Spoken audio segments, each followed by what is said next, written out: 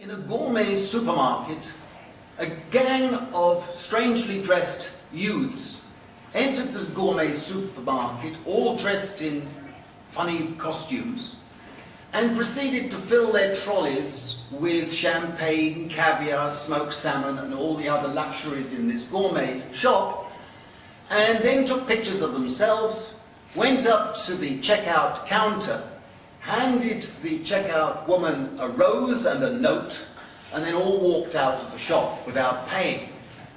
The note said, "We have produced the wealth of this city, but have none of it. And we're taking this food and drink and are going to distribute it to the poor and the precarious people of Hamburg." Well, the gourmet shop mobilized the police, and they mobilized 16 police cars to chase this gang into the back streets of Hamburg, and also mobilized a big helicopter to search the whole of Hamburg to find them. Imagine the cost. Well, I'm delighted to say they were never caught. And they distributed the food, and not only did they distribute the food, but they took pictures of themselves doing so and put it on the web.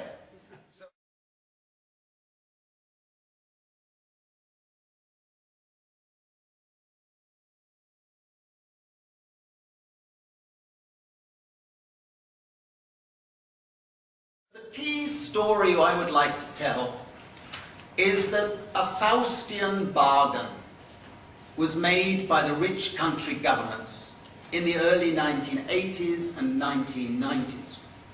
And the Faustian bargain went something like this. Essentially, with globalization and liberalization of capital markets and liberalization of economic systems, you threw open market economies to a whole new range of countries. And in the process, you were trebling the world's labor supply to market economies. And that nearly 2 billion extra workers came from countries whose wages and living standards were a tiny fraction of those in the rich countries. Globalization meant there would take place a convergence, eventually, between the rich and the poor, and it was hoped by those neoliberal economists that productivity would be higher in the wealthy countries and technological advances would be higher, etc., so we didn't have to fear too much. But many economists knew the reality that living standards of workers would have to start falling in the rich countries, long before the wages and benefits in the Chindia would rise towards some sort of convergence. So what was the Faustian bargain? The Faustian bargain was, we will introduce policies of labour market flexibility, because without doing that, labour costs would be too high in the rich countries, and the jobs would flood, and the capital would flood to the emerging market economies. And in return for the flexibility, which would be interpreted as promoting insecurity in various ways across our countries, we cannot allow wages and benefits to fall too fast, because it will be politically unsustainable.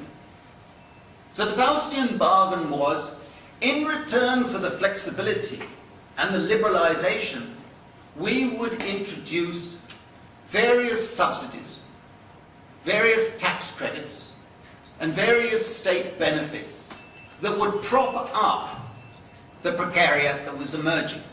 It would slow the decline of living standards.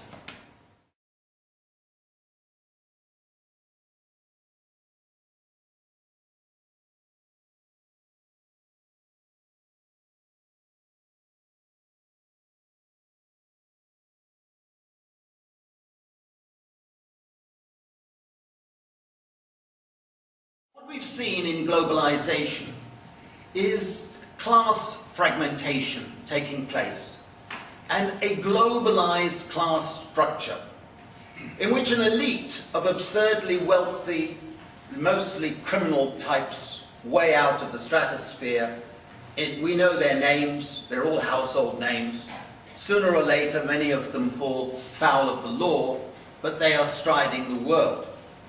Below them is a salariat, people who've got employment security, salaried jobs, and all the benefits that go with it.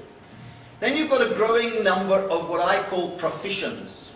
These are the consultants, the people who have bundles of competencies that they can trade on projects and move around. You don't have to feel very sorry for them, their lack of employment security. They're doing very well, thank you very much. Below them is the shrinking old working class. It's been dying for generations, it's withering, but the welfare states and the labour regulation systems of the 20th century was built for that group. And below them is the emerging precariat. And below them are the unemployed, and what I call a lumpen precariat, which is the underclass.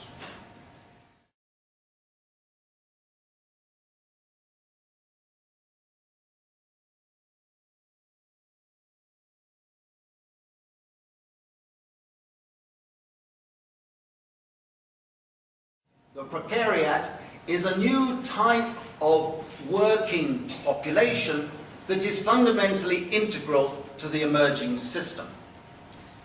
In many respects, it's an urban nomadic group. They're denizens, not citizens. People in the precariat do not have the full range of rights that most in the citizens of society possess.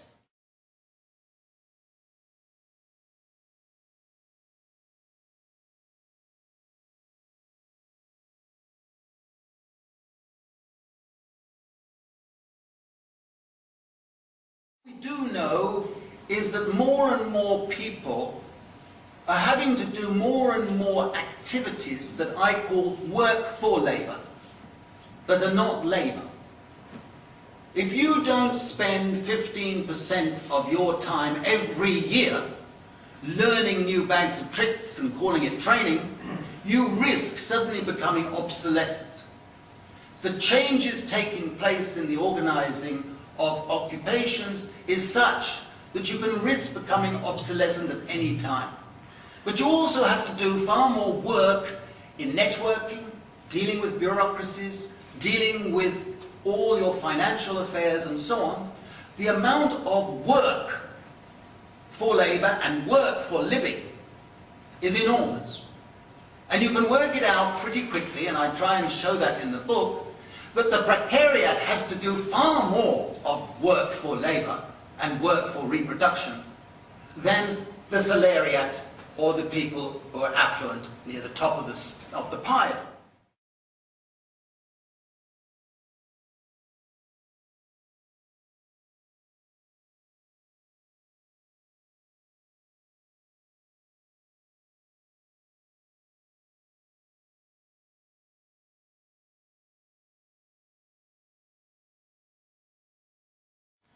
Now, it is a shocking fact that we still have this stupidity, which is sexist and ridiculous, of saying that work and labour are the same thing.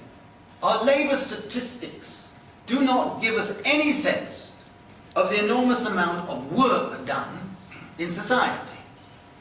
There's an enormous amount of work that is not called work, but anybody from Mars or anywhere else would tell you that looking after people is work, that dealing with bureaucrats is work, that seeking some temporary job is work. And yet our statistics are useless. It is a shame on all of us who are dealing with these issues that we haven't managed to persuade people that this is not only sexist, because it typically treats most work done by women as not work. So you see newspaper stories, women must be pushed to go into work in order to have benefits. Well, what is it they've been doing? Of course they've been working. Now we know that, so why are our statistics and our politicians allowed to say the nonsense that they say?